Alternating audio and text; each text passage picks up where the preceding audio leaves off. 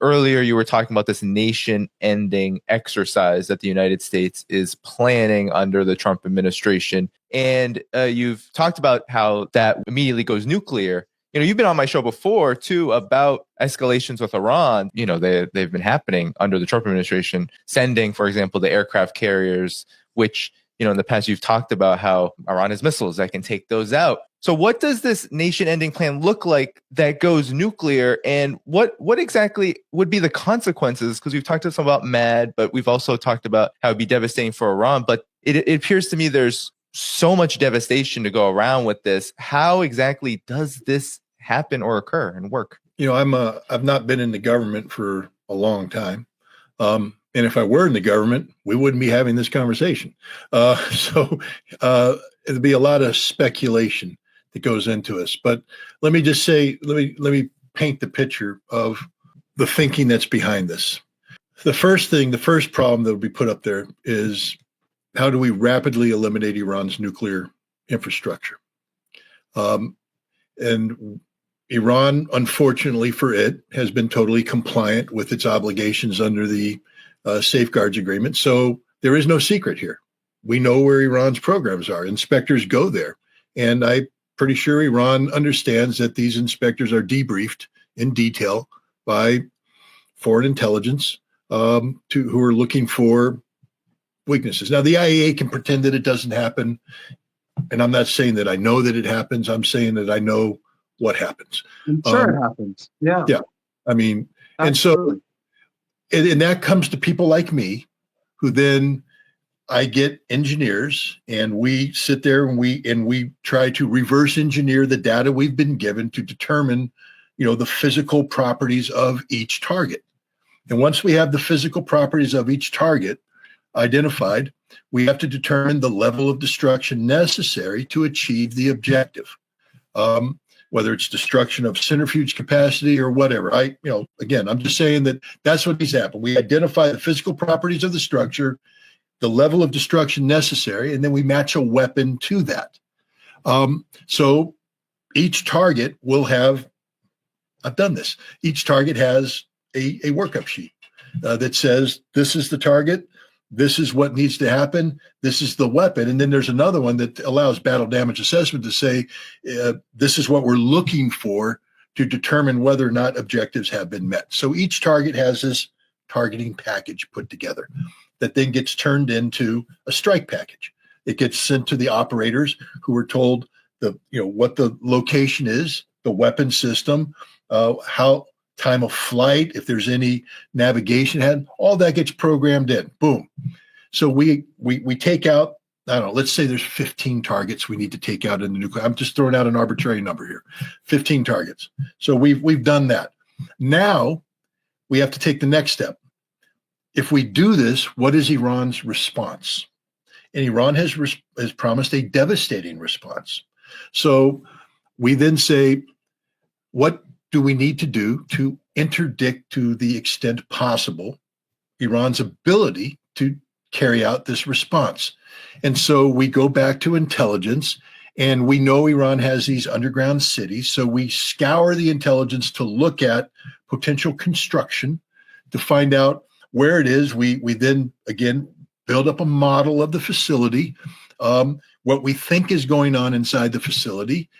We are actively collecting intelligence. Again, Professor Marandi knows this. Intelligence organizations are trying to speak to your engineers, to people who work there, to people who may have been providing, construction assistance, and to build up this capability so we have an understanding. And each one of these then is assigned a weapon capable of achieving the objective. Then the next thing is, if we're going to do this, then what is our goal and intention with the government of Iran? I believe that the United States, unless Donald Trump has issued orders to Tulsi Gabbard, and I hope he has, to terminate our regime change plans, the CIA has been working, and Professor Marandi, you know this. You know what happened in the summer of 2023. You know what the CIA did. You know what British intelligence did. They are working with groups to bring down the theocracy, the government of the Islamic Republic. And so we have that. We know, I'll give you an example of the thinking. Desert Fox was the American attack on Iraq in December of 1998. Ostensibly, it was supposed to be a strike to remove Iraq's weapons of mass destruction capability. But a major component of the strikes were the suppression of Iraqi security and an intelligence effort to recruit Iraqi generals who would then, their facility would not be struck. Those soldiers would then march on Baghdad to remove Saddam Hussein. It was a regime change exercise. Everything we do is a regime change exercise. Everything we do. So I believe that if we were to strike Iran, it would become a regime change exercise, which means then we incorporate the targets that are involved with communications, security, government services, and the government itself, a decapitation exercise. This will be complicated by reality. But again, Professor Marandi, I'm not making this up. You know how Haniyeh was killed. And you know what tool was used, a drone that was not launched from outside of Iran, but a drone that was launched from inside Iran. There is capability embedded in Iran that is designed to achieve regime change. Haniyeh was killed on the day of the presidential inauguration. This was one of the most deeply insulting things that Israel has done. It's murder, but it's also meant to be an insult, but it's also meant to be a statement of capability and capacity. I'm not threatening Iran. I'm telling you my thinking. And my thinking is that if I were in charge of this campaign, I would initiate the campaign with drone-level strikes against Iranian leadership to take out as much of the leadership as possible, followed by an immediate attack on Iran's nuclear infrastructure and retaliatory capacity, and then sustained strikes against their communications and their leadership, all the while the CIA and their allies seek to rise the people up against the regime. That's what I mean by nation-ending exercise. This is purely hypothetical on my part, a lot of speculation, but it's based upon the fact that I've done this before against Iraq, and I'm familiar with the thinking that goes into these kinds of strikes. So now people say, oh, you're threatening Iran, you're trying to bully Iran, you're trying to scare Iran. No, you asked me a question. How do you get to that? I just laid it out to you. None of this is meant to be a threat. None of this is meant to be anything other than statements of fact based upon past experience applied to potential future objectives. That's what I meant by nation-ending exercise. I understand what Scott is saying, and that this is not meant to threaten Iranians. All I would say for the audience is that the Iranians know American capabilities, and Iranians have themselves counterintelligence. The Iranians feed the Americans false information. Striking Ismail Haniyeh, regardless of how it was done, was not a difficult thing to do. There were hundreds, if not more than 1,000 guests in Iran, and they were all in different guest houses, and no one was expecting that sort of attack. It was a big mistake on behalf of Iranian intelligence. But remember, the deep state almost killed Trump. So it's not as if this is unique to Iran.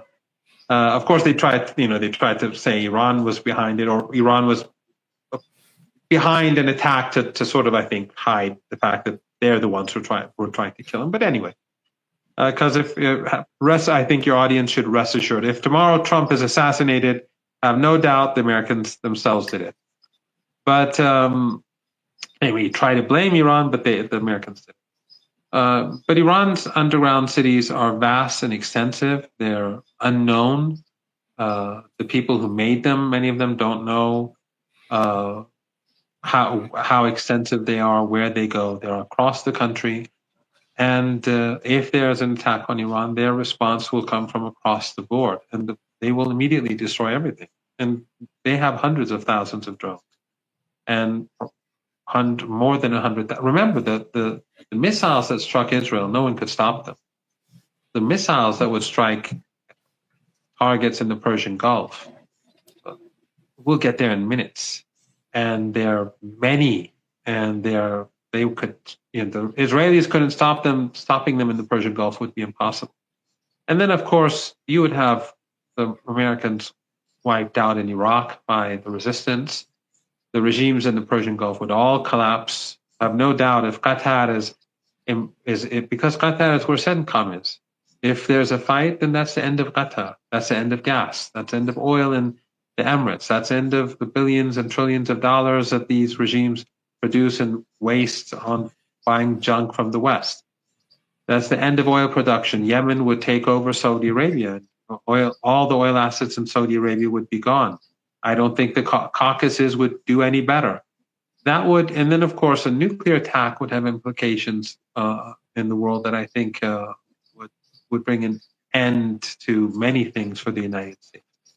That's a worst case scenario. And Scott is just saying that I think basically what Scott is saying is that the United States, there's such sinister people in the United States that this is a plausible outcome. And Iran has always prepared itself for such madness. But remember, the same engineers who helped the people of Gaza create this defense capability, they're the people who, along with the people of Gaza, created a defense capability where it's almost been 2 years now, and the Israelis, who thought they'd finish this in a couple of weeks, they're still just slaughtering people. And Hamas and Islamic Jihad, their casualties are much lower. They're well protected underground. They come out, they hit, they go back, and the Israelis just kill people. The same is true in Yemen. Those defense capabilities the people of Yemen have created, their heroism in Hezbollah, the same. But in Yemen, the Americans are striking targets that are non-existent. Why? Because Yemen is very good at misinformation, counterintelligence. So it's a complicated game. Well, it's not a game, but it's complicated. War is evil. I fought in war, and I've been to Iraq. I was in the city. I was in Mosul when it was liberated. I was there. I think I took the first person to take footage of the Masjid Jama Nuri, the Nuri Mosque, where Abu Bakr Baghdadi gave his first speech declaring the Islamic State. I took footage of that and I showed it on RT that very day. It was the first time that I was actually a cameraman of sorts. I've been to Syria and I've seen fighting in Syria. I didn't fight, but I've seen fighting in Lebanon. Of course, I was there during the first week or so of the war. I know what war is, and war is horrible. And I do not wish any war in this region to take place. But Iran will, if Iran appeases the United States, it will not end with the nuclear program. It will go on and on and on. And Iran, because of its religious culture, to a large degree, it won't accept humiliation. This famous slogan that we have from this grandson of the Prophet, Hayhat min adillah, it's deeply entrenched in Iranian culture and society. Having said that, Ayatollah Khamenei is one of the smartest people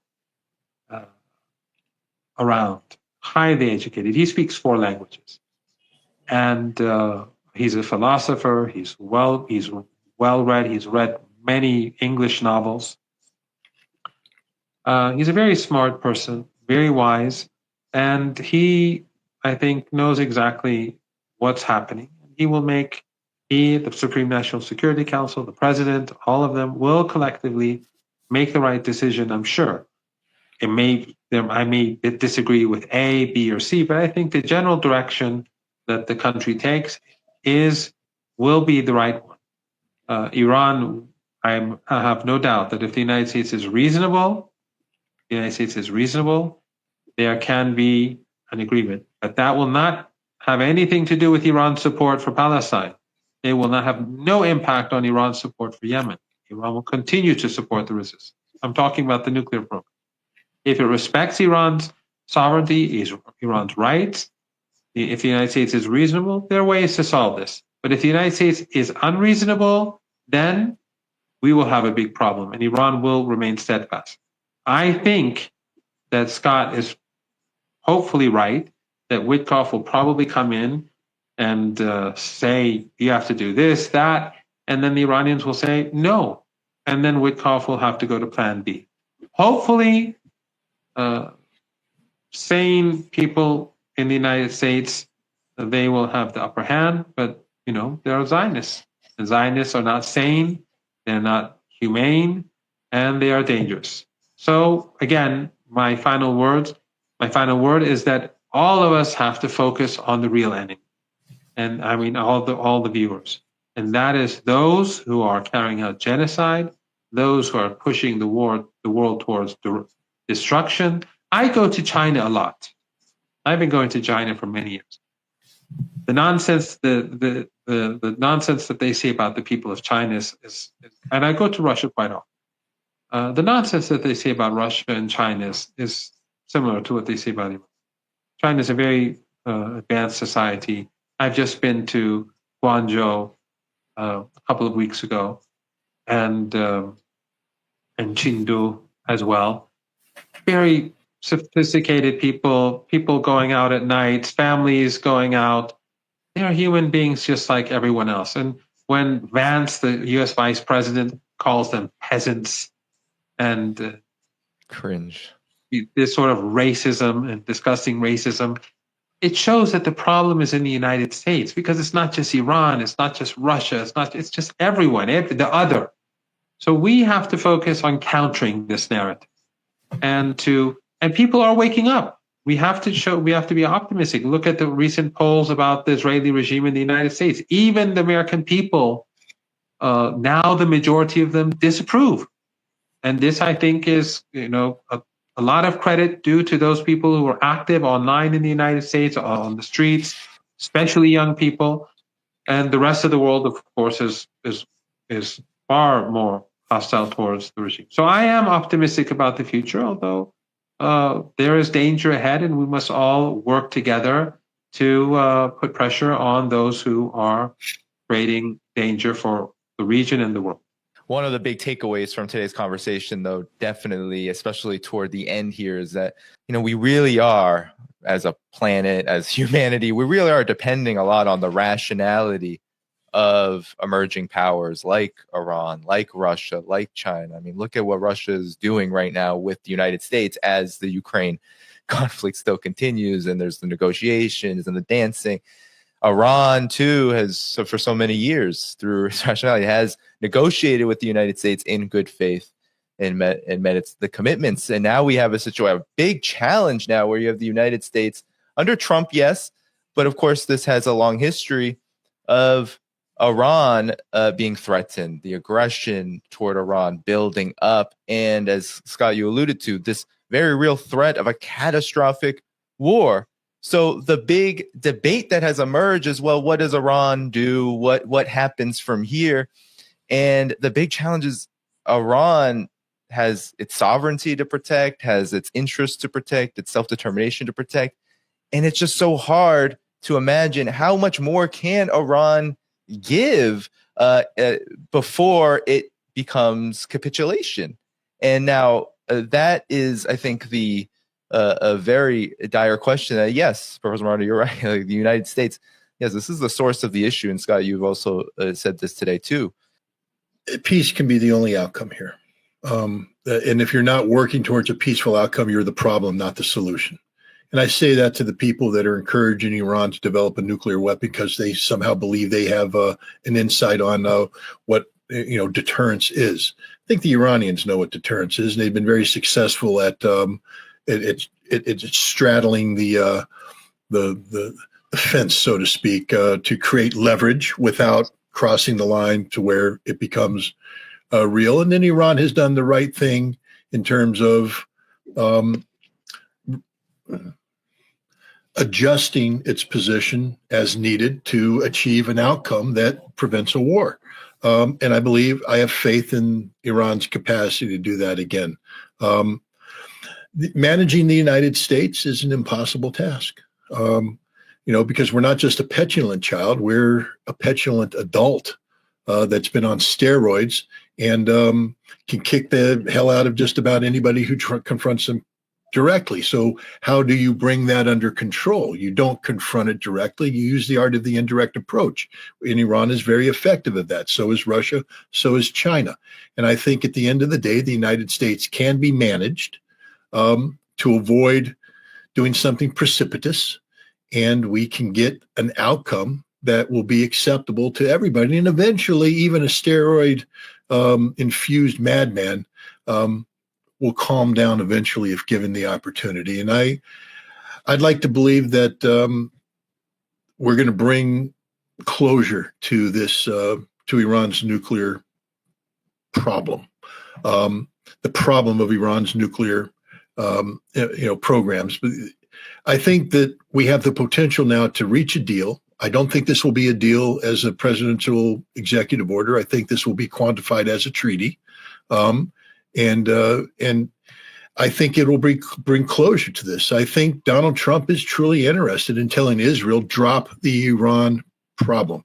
We have no desire to bomb Iran on behalf of Israel, none whatsoever. But we've boxed ourselves into a corner. We've created a problem from our own imagination, and we've boxed ourselves into a corner. And we're too proud and too stupid to admit this. And so Iran has to help us out of this. That doesn't mean capitulation. That means wisdom. That means understanding your opponent and working with others to find an off-ramp. And I think what's happening in Oman is an off-ramp. So I'm optimistic.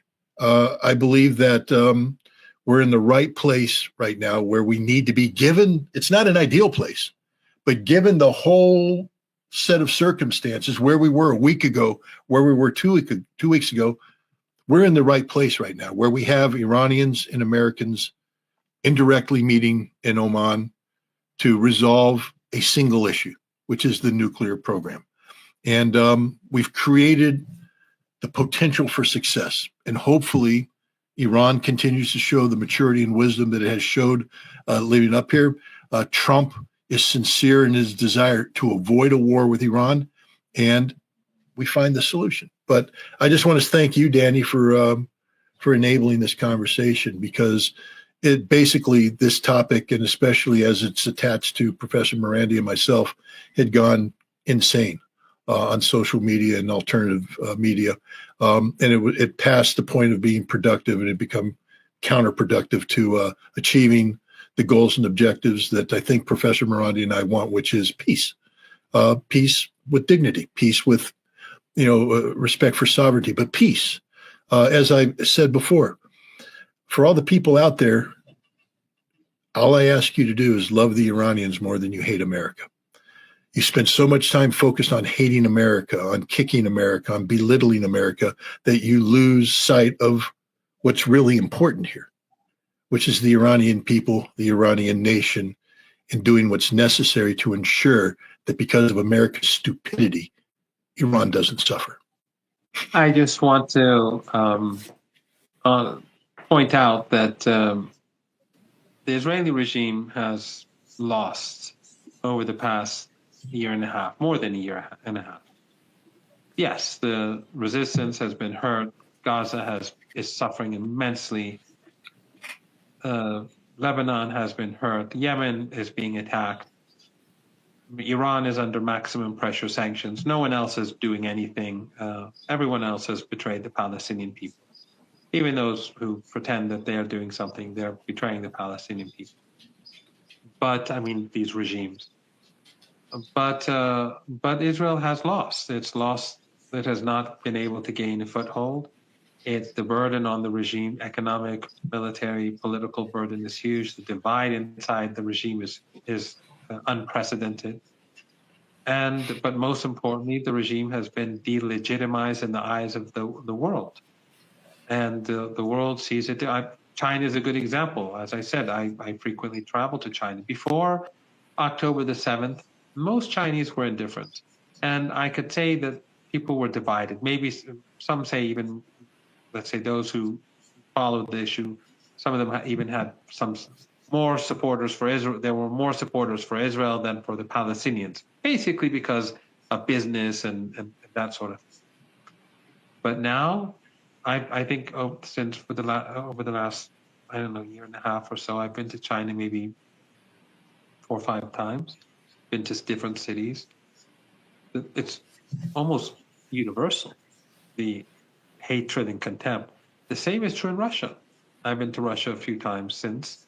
And of course, my experience is anecdotal, but when I speak to colleagues, when I speak to people, the mood in Russia has changed. And the same is true everywhere. Even in India, I think it's, as these images come out, a lot of people are saying, well, the world in any case has turned against the regime.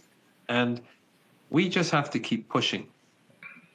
And if we keep pushing and if we keep people united across the region, across the world, and expand this global resistance, I'm optimistic. It's not going to end today. It's not going to end next week. It's not going to end next month or next year. But I think the Israeli regime, it's in its dying phases. And on a final note, which is, let's say, a bit more humorous, if anyone has time, although everyone's exhausted if they're listening right now. I'm exhausted. They should go and watch my debate on Piers Morgan. You'll have a good laugh, and you'll see how irrational these pro-Israeli people are, and how Western media is so tightly controlled.